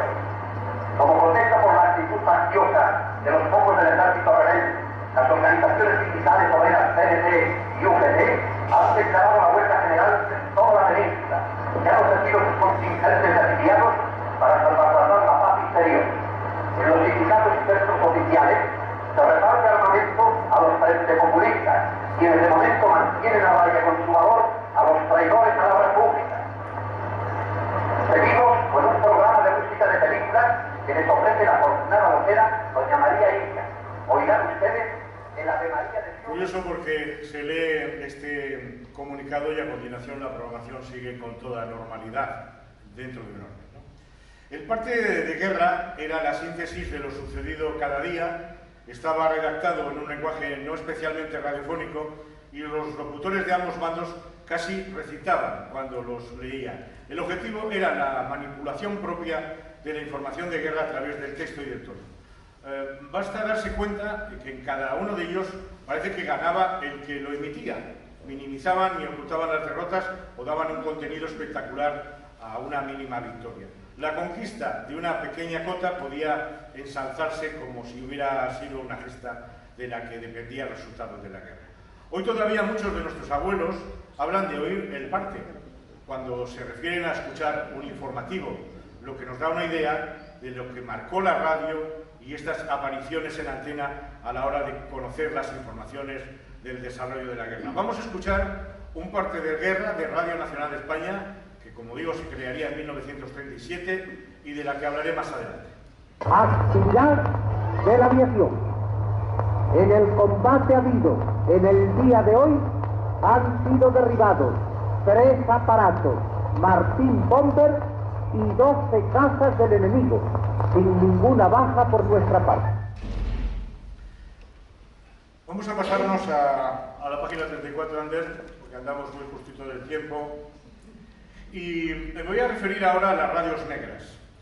Estas radios, que dicen ser lo que no son Su función, por tanto, es engañar a la audiencia y confundirla. Normalmente las crean los estados a través de los servicios de inteligencia para desestabilizar a la oposición clandestina o al bando contrario en caso de conflicto. La importancia de esto es que la suplantación no se note, incorporando mensajes que siembren sospechas en la audiencia. Durante la Guerra Civil Española, la aparición de las radios negras no fue habitual. Uno de los escasos ejemplos que tenemos de radios negras lo encontramos en Radio Verdad, Radio Veritat, una radio impulsada por Francisco Cambó, uno de los hombres más ricos de España de la época y principal miembro de la catalanista Lliga Regionalista, de corte conservador, que se puso del lado de los sublevados. Simulaba emitir desde Salamanca y en realidad lo hacía inicialmente desde Barcelona y después desde Milán y Florencia, a partir del año 37, desde las instalaciones de Radio Roma, con la colaboración de la maquinaria propagandística de Mussolini. La radio siguió emitiendo hasta el final de la guerra, pero siempre se mostró como emisora del bando nacional, no lo ocultó. Se transmitían programas en español, catalán, etcétera, etcétera. Una experiencia que Goebbels debió encontrar muy provechosa, pues apenas comenzó la Segunda Guerra Mundial, ordenó la apertura de una emisora de propaganda negra dirigida a la población irlandesa y otras dos a la francesa, siendo estas últimas las que jugarían un papel crucial, que fueron Radio Humanité y La Voz de la Paix. Como digo, la radio durante la contienda española no quedó al margen de esta práctica, pero su desarrollo se basó mucho más en las emisoras ya existentes, bien conocidas por uno u otro bando. Los ejemplos de radios negras o con bandera de conveniencia son escasos. Hubo relativamente poco juego sucio, si se puede decir así, en las ondas. La propaganda de la Guerra Civil Española fue bastante primaria. Era muy directa en un bando y en el otro, y se dio poca propaganda negra. Bueno, la utilización de la radio en la Segunda Guerra Mundial daría para otra charla de igual duración, pero esto es otra historia. A veces, a falta de noticias, se creaba, por ejemplo, pura desinformación. Directamente se inventaban. Llegaba al territorio del Estado una radio portuguesa, que era Radio Club Portugués de Lisboa, que transmitía en noviembre del 36 una noticia. Esta emisora decía que Franco había entrado en Madrid a caballo, en un caballo blanco, y bueno, no sé cuántas cosas más que se inventaron. Los portugueses estaban preocupados por, digamos, la evolución comunista en el país. Pero, claro, todo esto exige que estas radios, como digo, fueran verosímiles. Por ejemplo, Radio Coruña, se llegó a decir que Franco había muerto, que había sido asesinado, que un teniente de la Guardia Civil, traidor a la patria, dio muerte a nuestro caudillo, el general Franco. Esto fue una noticia en negativo para revolver la situación. Incluso Radio Coruña transmitió una nota biográfica de Franco diciendo que era una necrológica. Franco en realidad estaba vivo, de hecho acababa de ser proclamado jefe del Estado en la Capitanía General de Burgos. Bueno, otro rumor que corrió como la pólvora en el 36 tuvo que ser desmentido en Unión Radio Madrid, por el propio ministro de la Gobernación durante esta guerra civil. El rumor aseguraba que el gobierno de la República, por aquello de que las fuerzas sublevadas se aproximaban a Madrid, huía de la capital, se marchaba de la ciudad, abandonando sus obligaciones. Bueno, también el general Mola afirmó en una locución en radio, en el 1 de agosto del 36, que las tropas al mando del coronel Francisco García Escámez avanzaban victoriosamente camino de Madrid. O el general Manuel Cabanellas, que afirmaba también en el 36, en agosto, que ya queda poco por hacer. Las etapas recorridas hasta ahora se han ido cumpliendo de acuerdo con los primeros planes de los mandos militares. Como veis, mensajes que lo que tendían era a provocar el desánimo en la gente que lo escuchaba. Bueno, y otro fenómeno paralelo a las radios negras fueron las radios fantasmas. Eran emisoras de radio de ambos bandos, colocadas en diferentes lugares, principalmente detrás de las líneas enemigas, que transmitían rápidamente y sin ningún control, proporcionando valiosas informaciones desde detrás de las líneas enemigas. Emisiones, casi todas ellas en onda media, que hablaban de la lista de soldados caídos del enemigo o de los hombres de los prisioneros republicanos, los nombres quiero decir. Bueno, localizar y neutralizar cualquier radio fantasma era prioridad en la retaguardia y una sentencia de muerte segura si los operadores de esas radios eran apresados. De la noche a la mañana, poseer un transmisor se convirtió de hobby en delito. Varios radiooperadores lo pagaron realmente muy caro. Fue muchísima la propaganda, pero eso sí, fue muy básica, muy directa.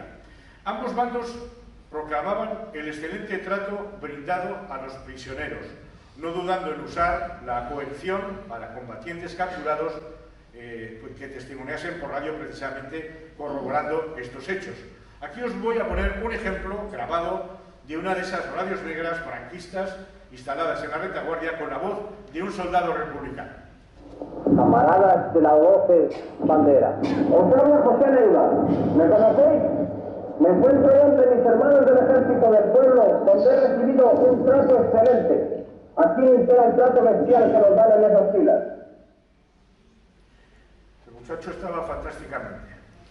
La denominación, la denominada, vamos a la página 38, Ana, para que tengas control de lo que vamos a poner. La denominada por el Ejército sublevado Junta Técnica del Estado pone en marcha el 19 de enero de 1937 Radio Nacional de España, que nace en Salamanca por iniciativa del jefe de la Legión, el general Millán Astray, aquel de muera la inteligencia y viva la muerte. Radio Nacional se crea como una emisora de radio para la propaganda de guerra, donde sus partes informativos no se dejaron de emitir con música militar hasta el Ecuador de su historia, tras la muerte de Franco.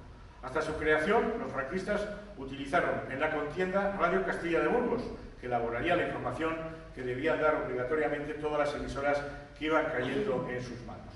Las emisiones se inician con un equipo Telefunken de onda media de 25 kilovatios que compró el 16 de enero de 1936 por un importe de 349.000 pesetas Radio Asociació de Cataluña, de la que he hablado antes.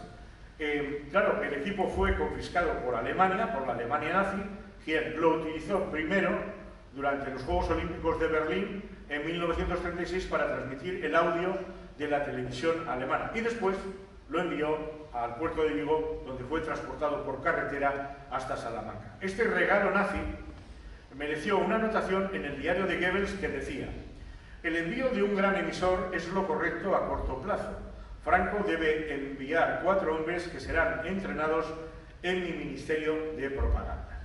Hubo muchos rumores sobre el traslado de aquel equipo. Algunos decían que Franco había comprado a Hitler un arma secreta que iba a derribar los aviones de la República, y el día de su inauguración el dictador habla a las 10:30 de la noche a través de aquella emisora portátil instalada en un camión militar situado en el frontón San Bernardo de Salamanca e instalada por técnicos alemanes. Hay una raza y hay un pueblo. A esa lucha, a esa sangre generosa, a ese heroísmo tiene que corresponder la retaguardia vibrando, animando al centinela, animando al combatiente, porque está en el corazón de todos los españoles que gritan ¡Arriba España! Bueno, desde su puesta en marcha Radio Nacional de España se dedica principalmente su programación a exaltar y elevar las victorias en el frente del bando nacional y a minimizar y ocultar las del bando republicano. Lo que es lo mismo, desmoralizar a los oyentes de las plazas conquistadas generando falsas noticias para que cundiera el desánimo de la población.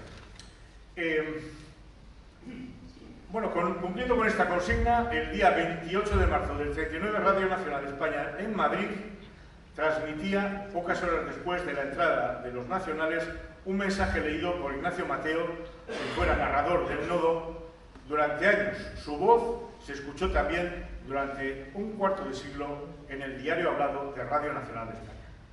Señor, acoge con piedad en tu seno a los que mueren por España y consérvanos siempre el santo orgullo de que solamente en nuestras filas se muera por España. Y tú sabes, Señor, que todos estos caídos mueren para libertar con su sacrificio generoso a los mismos que les asesinaron, para cimentar con su sangre joven las primeras piedras en la reedificación de una patria libre, fuerte y entera. Nos vamos a la 42, Sandra. La expansión de la radio en plena guerra civil fue determinante para que se creara una especie de banda sonora que ha trascendido a su tiempo y ha llegado hasta nuestros días. Canciones populares que no entendían de facciones, aunque algunas letras fueron adaptadas a conveniencia. Y en cuanto estalló la guerra, se hizo necesaria la creación de himnos y canciones que identificaran a ambos lados y transmitieran su ideología.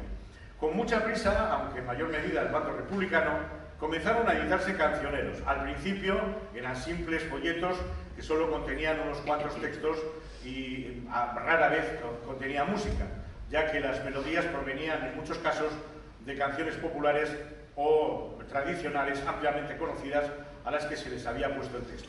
También fue muy común la importación de canciones extranjeras, cambiando y traduciendo la letra al castellano. Este es el caso, por ejemplo, de la canción A las barricadas, que tiene su origen en el movimiento obrero polaco, teniendo gran relevancia para el bando republicano y que vamos a escuchar enseguida.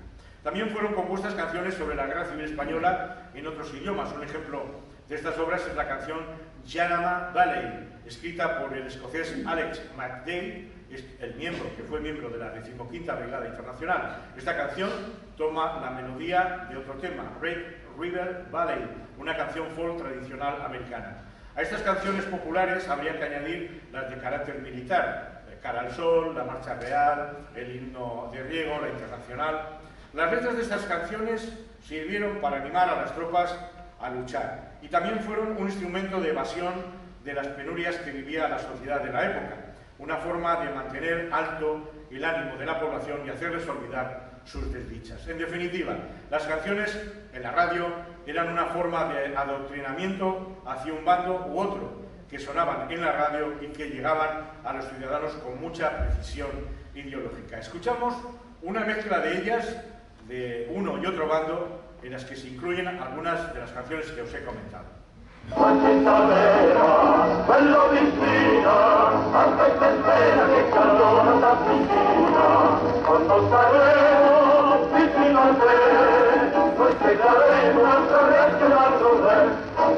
Und alle deine Tränen, und alle deine Tränen, und alle deine Tränen, Mamita mia, die werden wir rächen, die werden wir rächen.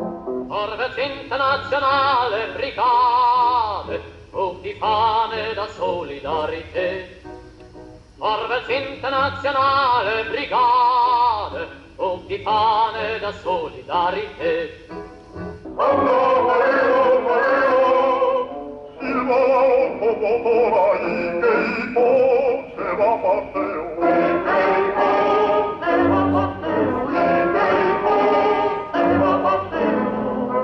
There's a valley in Spain called Jarama.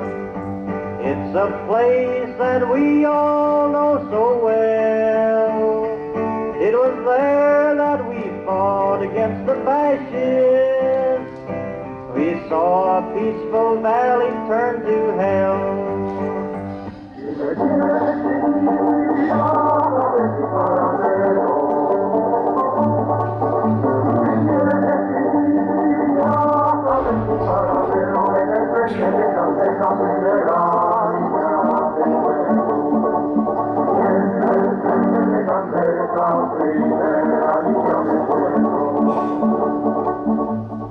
Non temete il comunista e che fine tutti.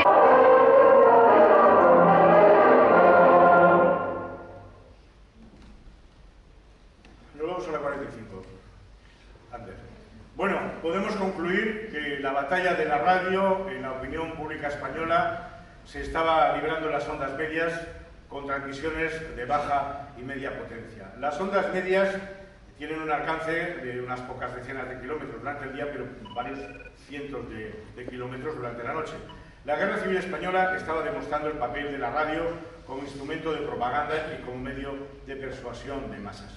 Ello justifica, por ejemplo, el interés de Goebbels, como he dicho, que manifestó rápidamente para incorporar lo que había visto en la Guerra Civil Española y comprender el papel del nuevo medio de comunicación.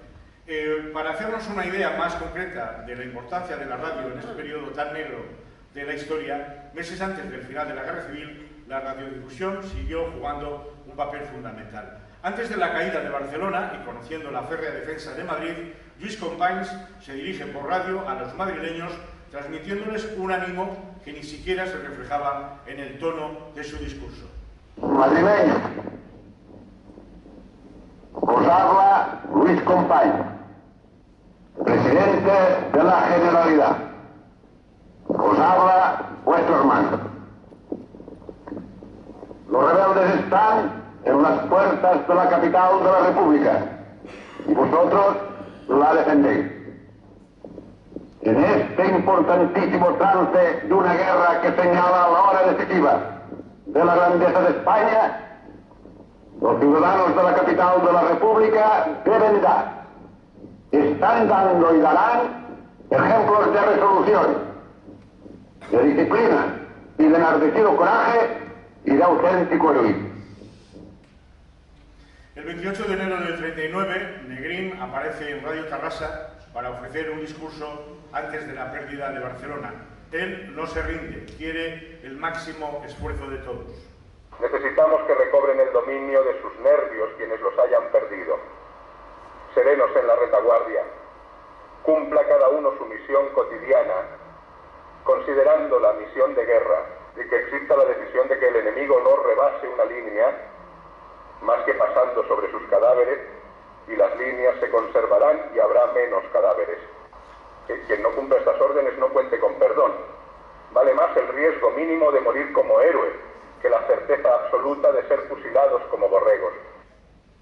Bueno, a las 9 de la noche del 5 de marzo del 39, en los sótanos del Ministerio de Hacienda de Madrid, el coronel Segismundo Casado constituyó una junta encabezada por el socialista Julián Besteiro y por él mismo, con la participación de elementos de distintas organizaciones sindicales y políticas republicanas para reemplazar al gobierno de Negrín, al que acusaban de estar controlado por el Partido Comunista y la Unión Soviética. Aquella junta fue denominada Consejo Nacional de Defensa. Se pretendió poner fin a la guerra civil mediante un acuerdo entre militares que limitara las anunciadas represalias de los vencedores del bando sublevado y evitar el intento del gobierno de Negrín, apoyado por el Partido Comunista de España y el sector del Partido Socialista Obrero Español, de prolongar el conflicto hasta enlazarlo con la inmediata conflagración europea, única posibilidad, a su juicio, de pervivencia de la Segunda República Española.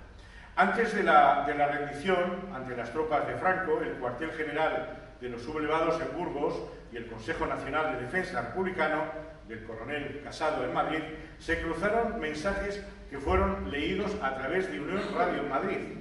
Julián Besteiro era el encargado esa misma noche de dirigirse a la población en los sótanos del Ministerio de Hacienda a través de los micrófonos de Unión Radio. Al menos fue el primero, porque a continuación intervino el coronel Casado y después Cipriano Mera con el discurso más duro. Este hombre era albañil de profesión y había mandado el cuarto cuerpo del ejército.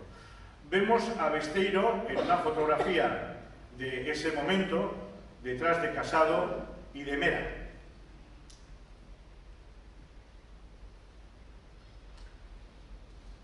Y este es un extracto del contenido de su discurso. Besteiro se encontraba muy enfermo y dormía en un camastro que le habían habilitado desde el ministerio. La verdad real, estamos derrotados por nuestras propias culpas.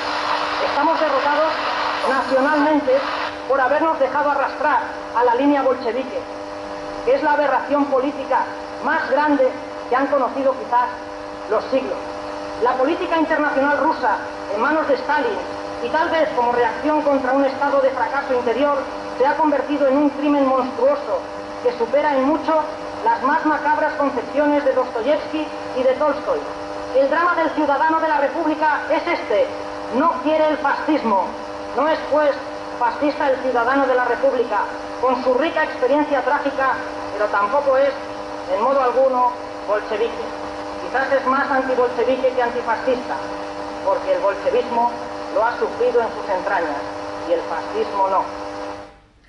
En los últimos meses de la contienda hay un total de 130 emisoras de radio de onda corta, 139 emisoras, efectivamente, 76 de onda corta y 63 de onda media.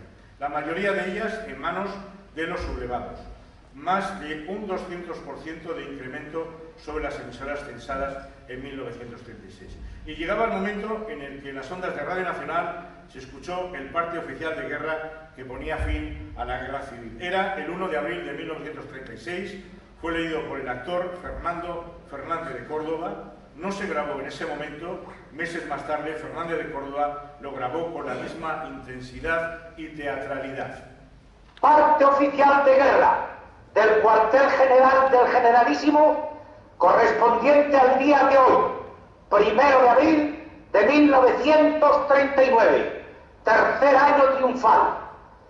En el día de hoy, cautivo y desarmado el Ejército Rojo, han alcanzado las tropas nacionales sus últimos objetivos militares. La guerra ha terminado. Burgos, 1 de abril de 1939, año de la victoria. El Generalísimo Franco. Bueno, a partir de ese momento la programación pasaba por la censura previa de Falange Española y los informativos diarios, conocidos como partes, se iniciaban con una adaptación de la Generala, una música militar del siglo XV, y finalizaban con la invocación gloriosos caídos por Dios y por España presentes, y a continuación el himno nacional. Esta es la sintonía que durante muchos años sonó en las radios españolas, con las que nuestros abuelos identificaban el boletín informativo como el parte, y la guerra y el sonido de la radio habían marcado sus vidas para siempre.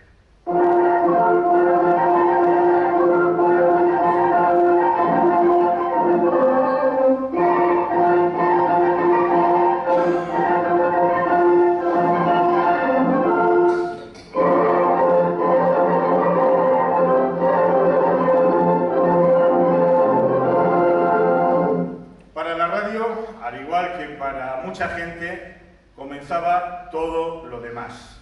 La larga noche de la dictadura, el periodo más oscuro de la historia de un país que aún sigue enterrando a sus muertos. Pero esto ya es otra historia. Muchísimas gracias.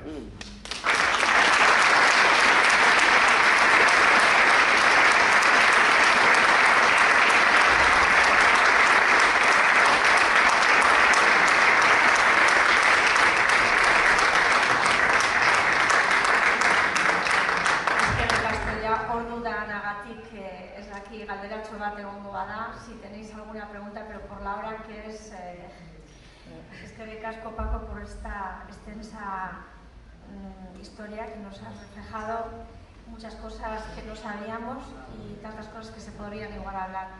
Eskertzen dutzu pillo horituz elkarte aldetik gugaz egoteagatik, gainera egun honetan guretzako oso espeziala da eta muchísimas gracias por haber venido, sobre todo este día, Paco, este pequeño homenaje para ti, un recuerdo de este día, de esta charla que nos has dado.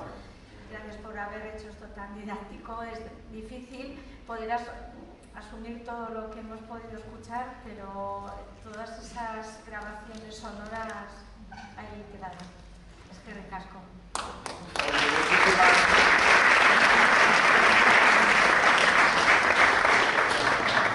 Muchísimas gracias por vuestra paciencia, gracias Urultus por este detalle que voy a guardar con mucho cariño.